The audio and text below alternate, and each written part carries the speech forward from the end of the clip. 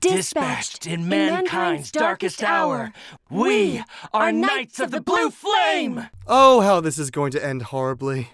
To talk about both Jin and Tsubaki is going to be way too long, so we are just going to focus only on their relationship. Tsubaki Yayoi lived secluded from the world for a lot of her childhood, only being able to leave the house with her father at all. One fateful day she would meet Jin Kisaragi, the son of the wealthy Kisaragi family, who also secretly had a bloodlust for his brother because of this guy. And this guy is gonna show up later in the story as well to mess things up further. Tsubaki would end up as Jin's secretary in the NOL, who were officers for the big organization known as the Librarium. However, in Continuum Shift, Jin starts going off of orders because he wants to kill his brother, and because he keeps on disobeying, Tsubaki has to go after and kill him because she's been secretly being brainwashed by that guy again, who has also been feeding her lies that Jin secretly loves Noelle. Yeah, it's a lot. To cut a long story short, Tsubaki has a weapon known as the Izayoi Armagus that secretly blinds a person over time and takes away their light. And that is what gives Hazama, that guy, the power to basically put her to his will. They fight in Continuum Shift, Tsubaki turns black, but towards the end of Chrono Phantasma, Jin, through the power of friendship and the help of his friends, is able to save Tsubaki from Izayoi's mind curse. So yay, things are better. What a very weird love story, not including the multiple timelines that it goes through. Hello everyone, this is David Leibowitz with Philosophy of Video Game Philosophy, and we just gave a little lore breakdown of Jin and Tsubaki's relationship. I love this song so much, and I'm going to treat myself to it because it's my birthday soon, on Friday, and I am excited. So, I know my philosophy, I know my Jungian psychology, I know my psychology, I know how to sing, so I can give you that background as well. I don't know my musical theory as well, but I believe this song tells the story very nicely, and I'm going to break it down right now. So without further ado, Crossline or Childish Killer. Let's go!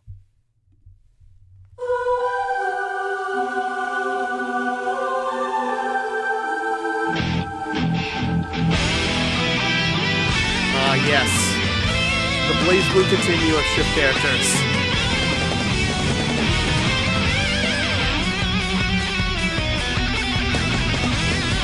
Oh, yes.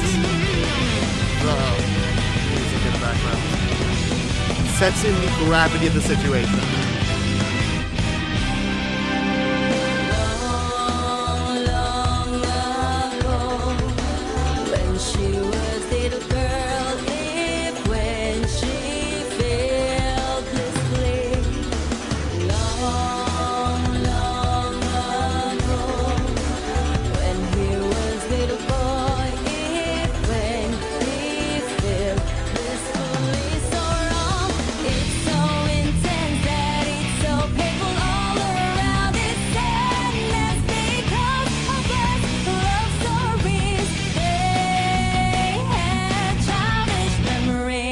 Basically, what is going on with this is that, as we talked about, Jin and Tsubaki are childhood friends. They say that they be together forever. But Jin is going against orders. He wants to kill Ragna, so Tsubaki has to go and kill him. And that basically says that in this world, for them right now, it feels like love is an illusion, which is a very Freudian idea. Freud just says that we love each other just for sexual satisfaction, and that underneath humanity is a ruthless beast that he says, homo homini lupus, or homo man is wolf to man, that underneath all that lovingness is really just this aggressive beast that wants to kill each other. And I believe he is pretty misogynistic, but taking away the misogyny, if we take Freud at heart in Civilization and its discontents, yeah, these people just secretly just want to kill each other if they can't get that immediate satisfaction. Because also, Tsubaki is basically thinking that Jin is actually with Noelle, which is not really true. Yeah, so basically, love is an illusion. It's like a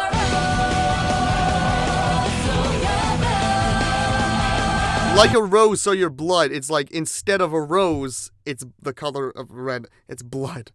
So like a rose, I'll give you this rose, I'll give you your blood as I stab you with this spear.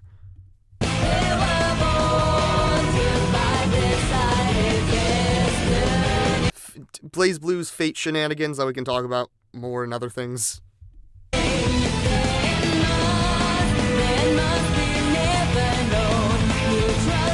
Love is an illusion.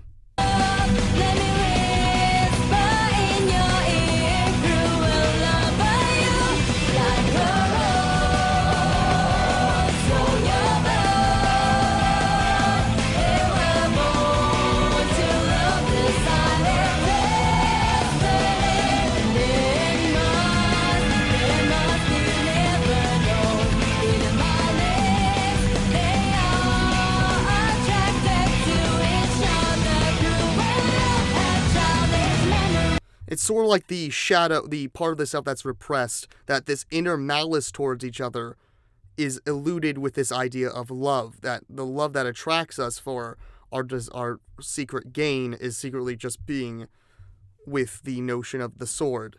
And I'll just say it, both of them use swords. I'm just going to say very briefly, this is phallic imagery. I'm not going to go too far like I did in Devil Trigger, but you can see some Freudian phallic imagery again with instead of that. I'm not going to go any further than that.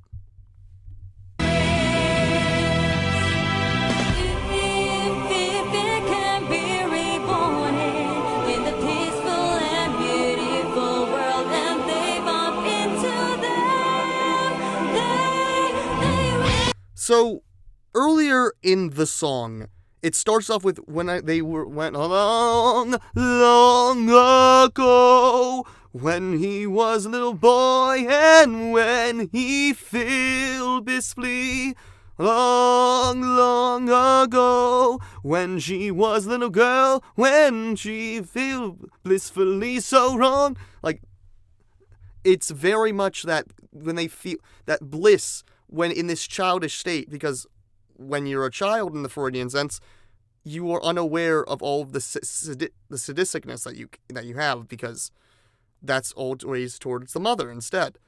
And so that the inner child is being corrupted. So now in this, that, oh, life isn't a childish fairy tale, because again, Jin is meant to be like, oh, he's Mr. Hero. And of course he's this evil. He is, saying about Jin, this is honestly somewhat saying about his relationship with Ragna, because this is more in reality on Jin's part, his relationship with Ragna, in the sense that it's this weird sadistic love for him that he wants to kill his brother. And we could say more about the Freudian phallic imagery. We're not gonna, yeah. Either way. And then between there's a lot of now I think how much Freudian imagery is in this is very much in this. But either way, basically what's going on here is that underneath this seemingly loving people are two very sadistic people. Jin's more sadisticness towards Ragna, Tsudaki's being forced to be sadistic because of the brainwashing by Hazama. So, oh, let's just be reborn in a new world, because again, Blazblue is in this fake artificial world. What if we make a new timeline where we are in this fantasy lovely relationship? But no, that will never happen, because love is an illusion.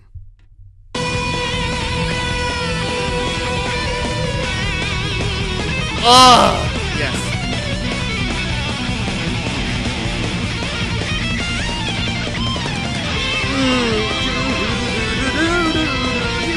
It's just, this song hit for me so hard as a child.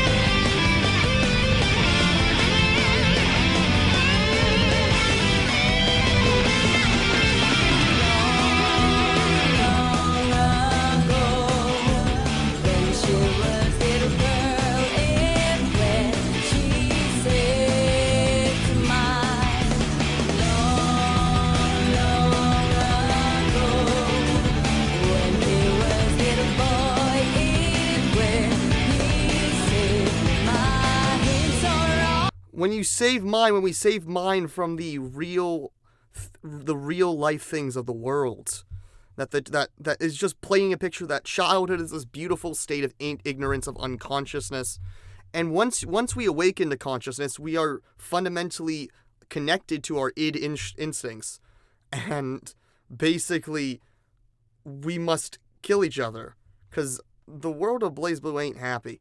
There's a lot of fighting, and because Jin defies the power of... Jin is defying Tsubaki's sense of order, but through...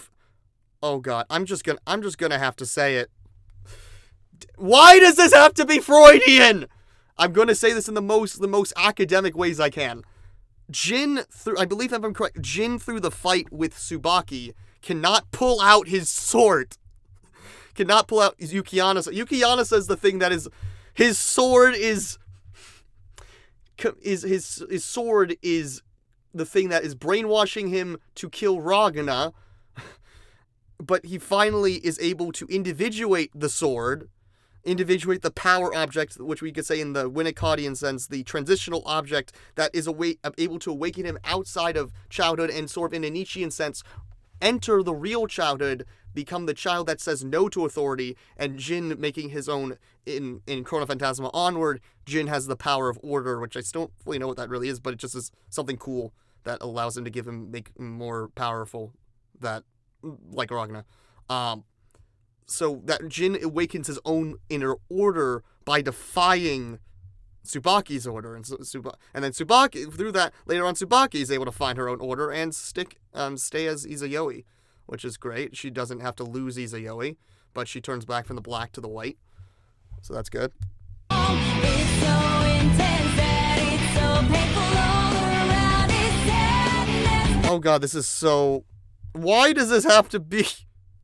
You know, I knew this was Freudian, but this is... Yeah, it's so intense. It's like this romantic sexual intensity between these two.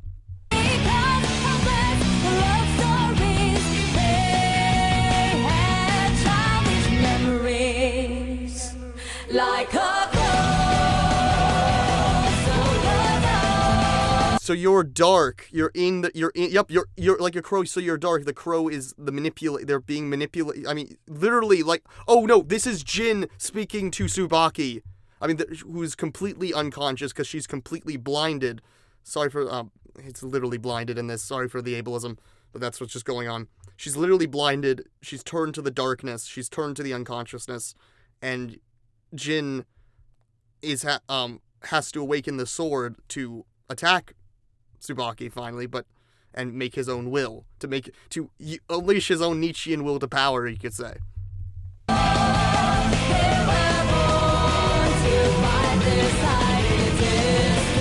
No, people don't have free will. No, we just have to fight.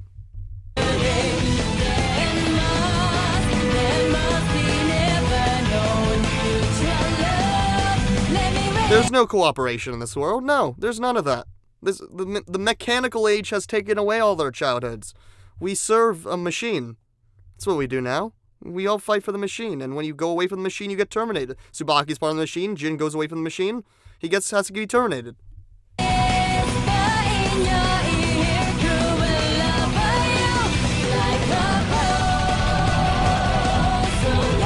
You feel the intensity of the music. It's so wonderful.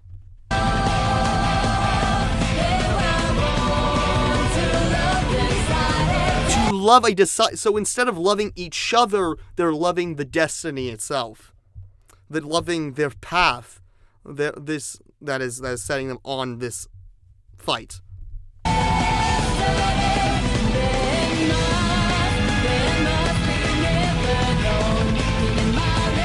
You can never understand the shadow, which literally overtakes both. I mean, they're both overtaken by their shadows in different... It's an interesting imagery between, again, these two. Again, Jin with his... It's really... Tsubaki before this, I mean, she's just following orders to the point of being brainwashed. Jin's been brainwashed way, way earlier than Tsubaki. So... But Jin is finally, in a sense, trying to find his own ego. But, so, in understanding one's in malice.